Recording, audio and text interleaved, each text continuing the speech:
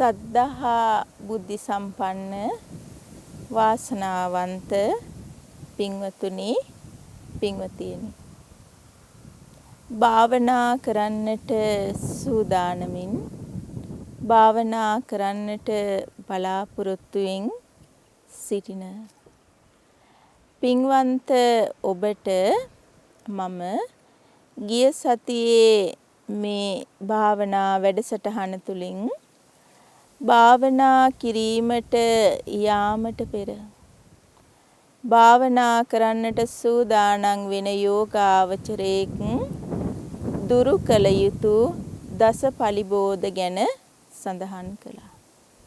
දස පලිබෝධ වලින් පලිබෝධ 6ක් පිළිබඳව ඔබට දේශනා කළා. පැහැදිලි කර දුන්නා. පින්වන්ත ඔබට මතක ඇති.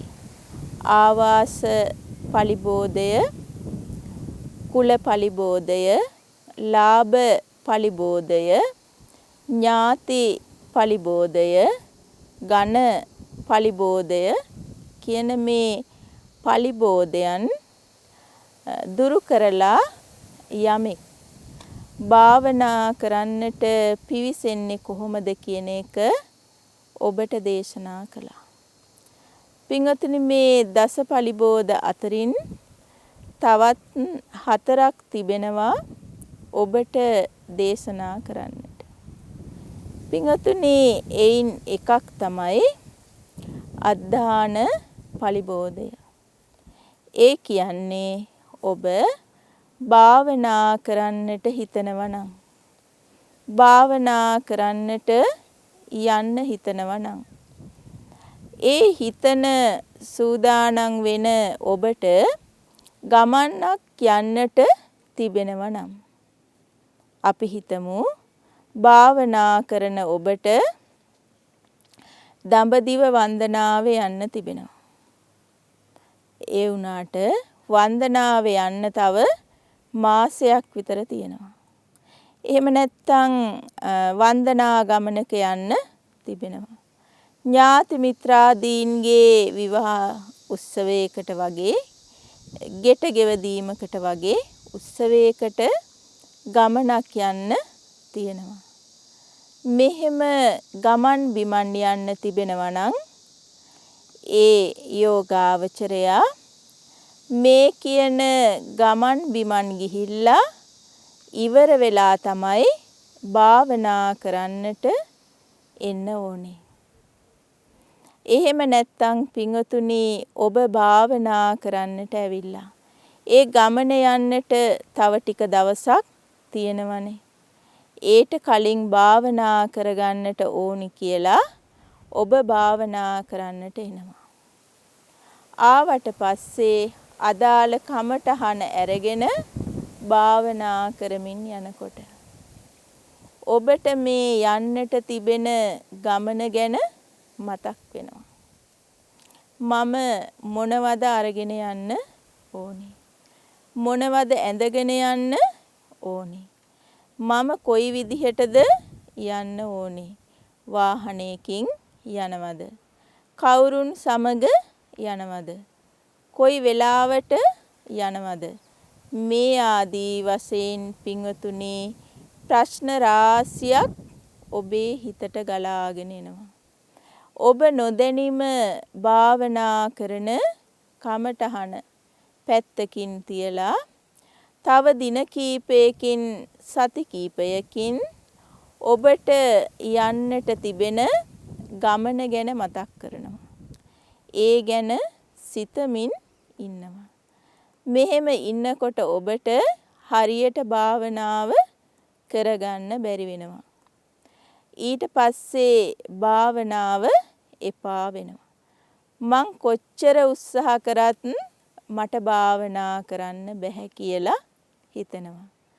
සමහර වෙලාවට ඔබේ තියෙන මේ සිතුවිල්ල නිසා ඔබට භාවනා කරන්නට නොහැකි වුණා කියලා ඔබවත් දන්නේ නැහැ.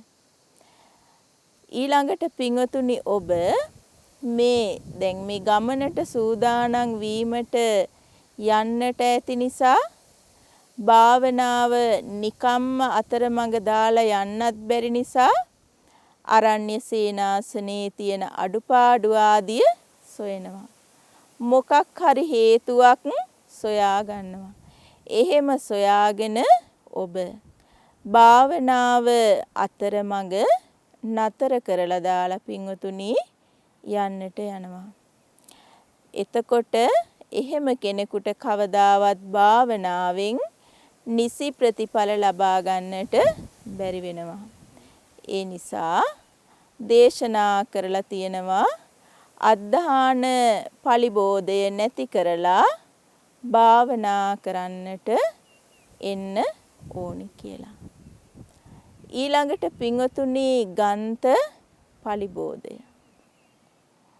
යම්කිසි භික්ෂූන් වහන්සේ නමක් භික්ෂුණීන් වහන්සේ නමක් ධර්මය කටපාඩම් කිරීමේ නියදිලා ඉන්නවා. ධර්මය ඉගැන්වීමේ නියදිලා ඉන්නවා. ධර්ම පුස්තක ලිවීමේ කටයුත්තේ නියදිලා ඉන්නවා. නම් ඒ භික්ෂූන් වහන්සේ භික්ෂුණීන් වහන්සේ ඒ අදාළ කටයුතු නිම කරලා භාවනා කරන්න එන්න ඕනේ. එහෙම නැතුව භාවනා කරන්නට ආවට මෙයාට මේ Taman කරගෙන යන කටයුත්ත පිළිබඳ මතකයට එනවා. පින්වතුනි විසුද්ධි මාර්ගයේ සඳහන් වෙනවා අපේ ලංකාවේ අනුරාධපුර ප්‍රදේශයේ වාසය කළ දේව කියලා ස්වාමින් වහන්සේ නමක්. මේ ස්වාමින් වහන්සේ මජ්ක්‍ධිම නිකාය කටපාඩම් කරලා මජ්ක්‍ධිම නිකාය දේශනා කරන මජ්ක්‍ධිම නිකාය උගන්වන ස්වාමින් වහන්සේ නමක්. මේ ස්වාමින් වහන්සේට හිතුණා භාවනා කරන්නට ඕනේ. විදර්ශනා ධූරය වඩන්නට ඕනේ. රහත් වෙන්නට ඕනේ. නැත්තම් මට මිය දෙන්නට වෙන්නේ පැවිදි කිස නිම කළ කෙනෙක් හැටියට නෙමෙයි කියලා. මේ ස්වාමින් වහන්සේ මෙහෙම හිතලා ගල්වල දේව කියන ස්වාමින් වහන්සේ නමක් හමු වෙන්නට ගියා. ගිහිල්ලා උන්වහන්සේට පැහැදිලි කළා. මම භාවනා කරන්නට ආවේ කියලා. මේ ගුරු හාමුදුරුවන් වහන්සේ අහනවා ඔබේ පරියාප්ති දැනුම කොහොමද? ප්‍රාන්තකරණය කොහොමද කියලා. ඊට පස්සේ කියනවා ස්වාමීනි මම මජ්ක්‍ධිම නිකාය කටපාඩම් කරනවා. මජ්ක්‍ධිම නිකාය දේශනා කරනවා. මේ විදිහට තමන් වහන්සේ ගැන පැහැදිලි කිරීමක් කරා මේ ගුරු හාමුදුරුවන් වහන්සේට භාවනා කමටහන් ගන්නට ගිය. මේ සියල්ලම අහගෙන හිටපු මේ ගුරු හාමුදුරුවන් වහන්සේ කියනවා ඔබට භාවනා කමටහන් දෙන්නට මට බැහැ.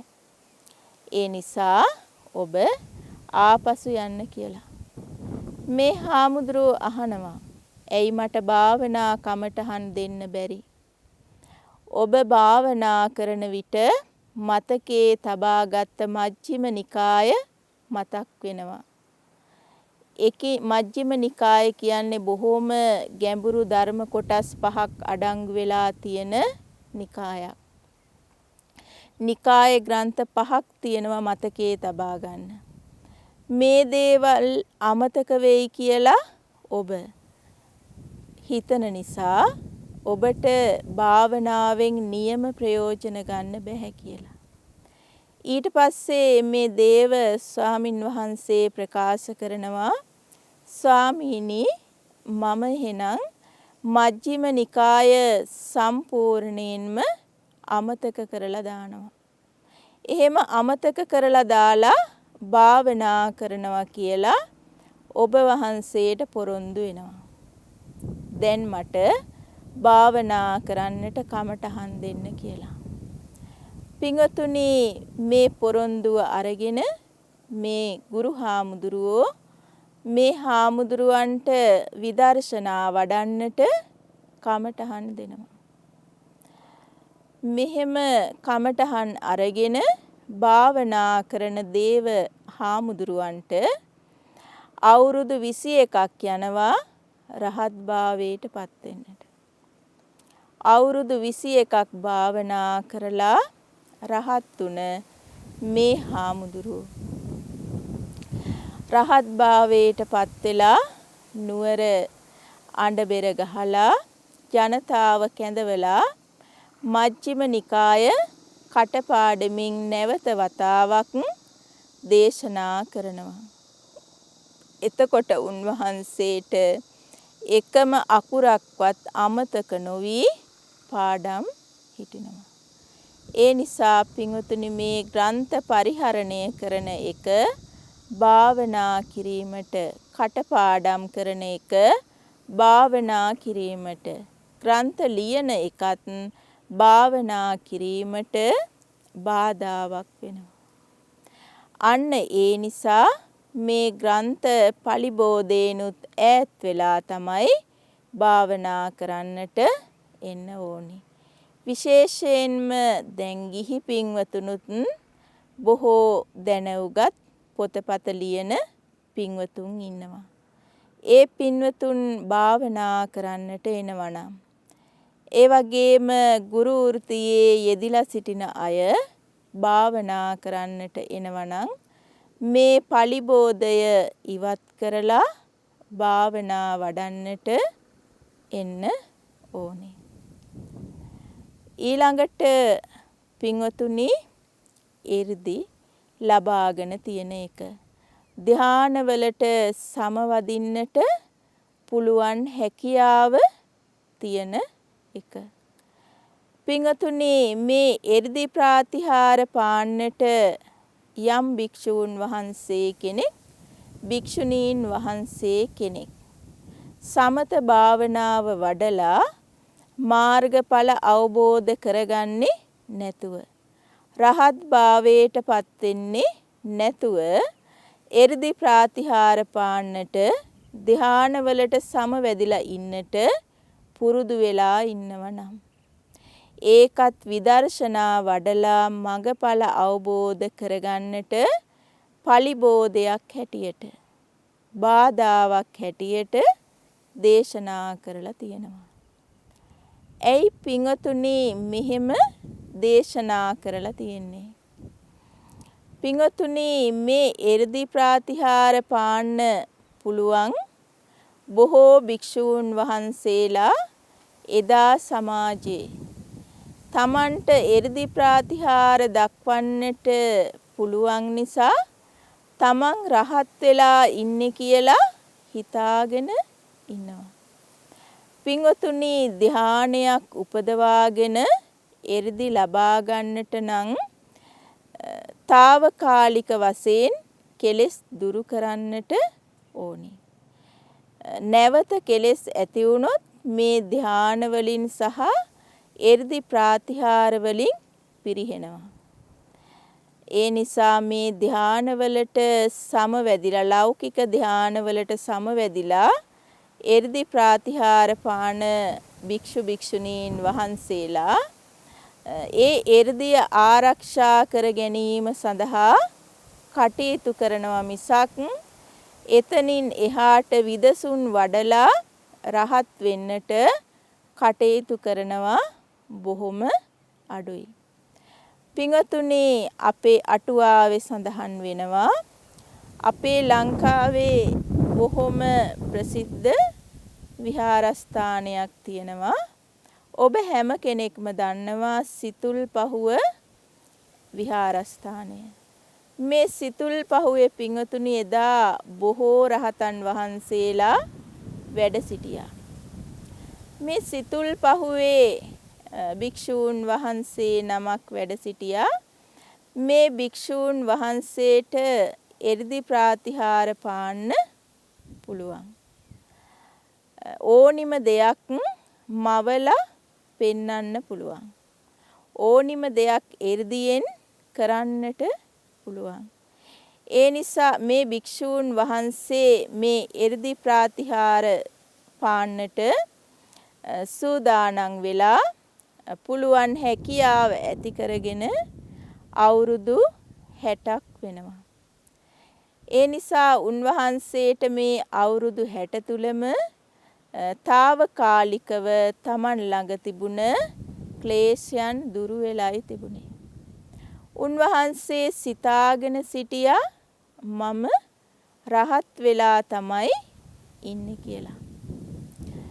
පින්වතුනි මේ භික්ෂූන් වහන්සේ මෙහෙම හිතාගෙන ඉන්නකොට අනුරාධපුර ප්‍රදේශයේ භාවනා කරලා රුහුණට ආපසු යන ධම්මදින්න කියලා මහරහතන් වහන්සේ කෙනෙක් සිතුල්පහුව විහාරයට වැඩම කළා. ධම්මදින්න මහරහතන් වහන්සේ කුඩා ස්වාමින් වහන්සේ නමක්. මේ ස්වාමින් වහන්සේ අර එර්දි ප්‍රාතිහාර පාන ස්වාමින් වහන්සේගෙන් අහනවා.